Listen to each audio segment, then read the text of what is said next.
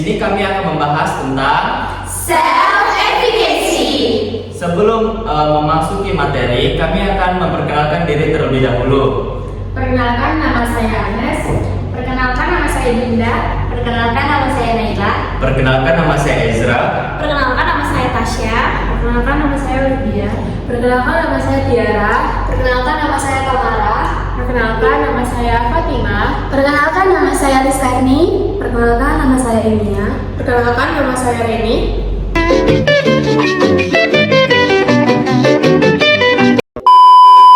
Kak, mau nanya dong, self-efficacy itu apa ya? Self-efficacy adalah keyakinan seseorang terhadap kemampuan dirinya untuk mengatasi tantangan dan mencapai tujuan dengan sukses. Nah, self-efficacy itu memiliki konsep-konsep, dan konsep-konsep ini di berbagai bidang, salah satunya pendidikan, psikologi, dan manajemen. Dengan kita memahami self-efficacy, kita dapat memahami sikap seseorang dan dapat meningkatkan diri. Kak, mau nanya, perbedaan self-efficacy dengan kepercayaan diri itu apa ya? Nah, jadi sebelumnya kan udah jelasin nih sama Kak Naila dan Dinda. Jadi self-efficacy itu adalah keyakinan seseorang dalam kemampuannya dalam mengerjakan tugas tertentu. Dan misalnya nih, seseorang yang mampu mengerjakan atau presentasi publik dan tapi dia lemah dalam menjelaskan matematika gitu.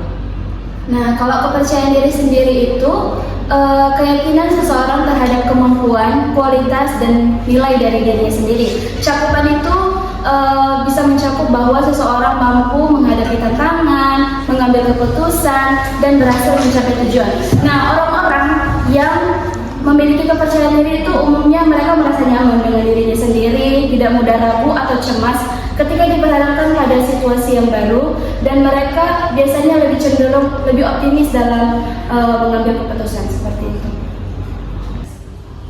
Kak, bagaimana dapat menerapkan konsep self-efficacy dalam kehidupan sehari-hari? Menerapkan konsep efficacy diri dalam kehidupan sehari-hari saya itu saya menerapkannya dalam menghadapi tugas akademik.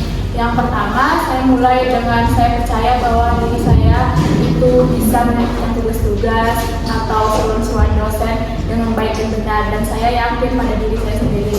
Dan pertama sekali dalam memulainya itu saya membagi tugas-tugas atau proyek-proyek besar yang diberikan dosen menjadi bagian-bagian kecil dan menyelesaikannya secara bertahap. Lalu saya memulai pekerjaan yang diberikan dosen itu secara perlahan-lahan, bertahap-tahap, lalu menyelesaikannya dengan baik dan benar.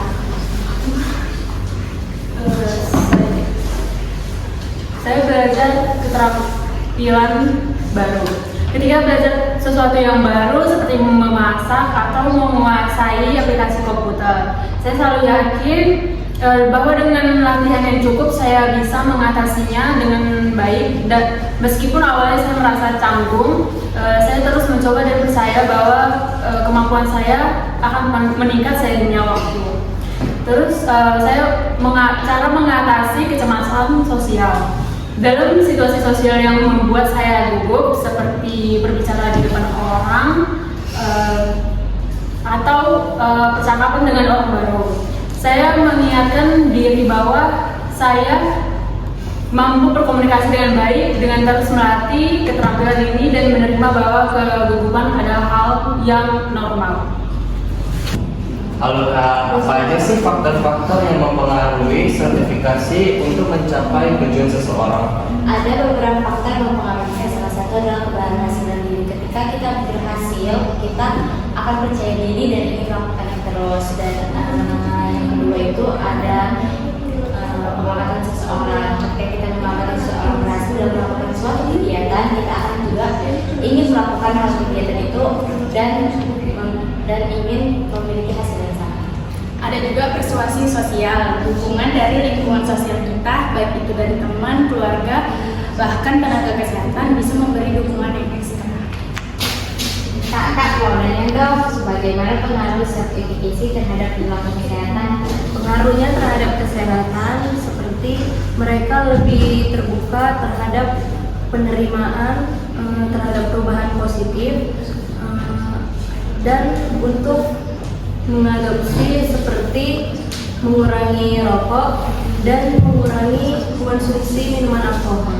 Nah, kalau misalnya efikasi sendiri itu bisa menurun, itu bisa mengakibatkan mahasiswa itu juga stres, terus burn out, kadang ada juga yang sampai bunuh diri. Halo Kak, kakak dari kesehatan masyarakat. Ya. Nah, sebagai mahasiswa kesehatan masyarakat, peran sertifikasi apa saja sih yang dapat dilakukan? Saya sendiri sebagai anak kesehatan masyarakat, mungkin saya akan memberikan pelayanan kesehatan. Yang pertama, berinteraksi dengan masyarakat. Mungkin dengan cara kita berinteraksi dengan masyarakat, kita akan mudah memahami keluhan yang dialami oleh masyarakat. Dan yang kedua, menjalankan program kesehatan.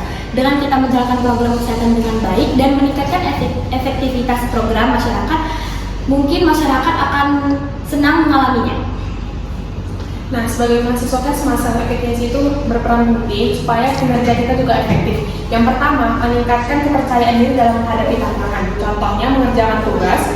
Yang kedua, meningkatkan motivasi dan komitmen. Contohnya, kita membuat pelatihan untuk berikutnya. Yang ketiga, meningkatkan kemampuan kita beradaptasi. Contohnya itu seperti komunikasi kita dengan dosen. Yang keempat,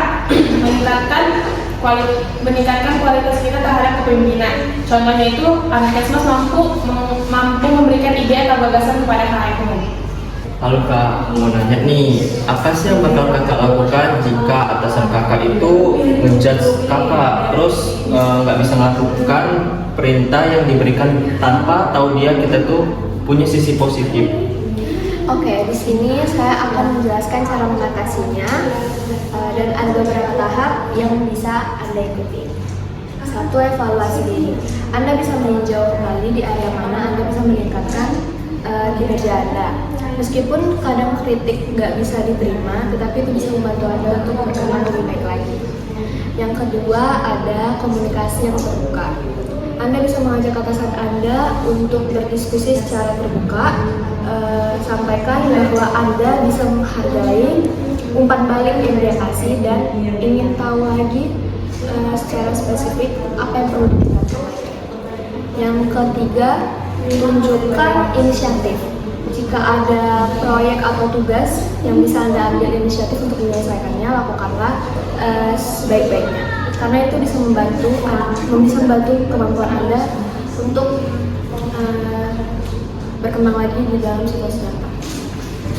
Dan ada beberapa juga poin pentingnya, yaitu umpan kembali itu, tanyakan apakah Anda bisa mendapatkan umpan kembali secara lebih rutin sehingga Anda tahu di mana posisi Anda dan Anda bisa memperbaiki kekurangan lebih cepat. Yang kedua, fokus pada kualitas kerja. Tetaplah konsisten dan berusaha untuk menunjukkan hasil kerja yang berkualitas. Dengan menunjukkan hasil yang baik, atasan Anda mungkin akan mulai melihat nilai positif yang Anda miliki. Dan yang terakhir, tetap profesional. Hindari konfrontasi emosional, tetap tenang, profesional, dan fokus pada peningkatan diri.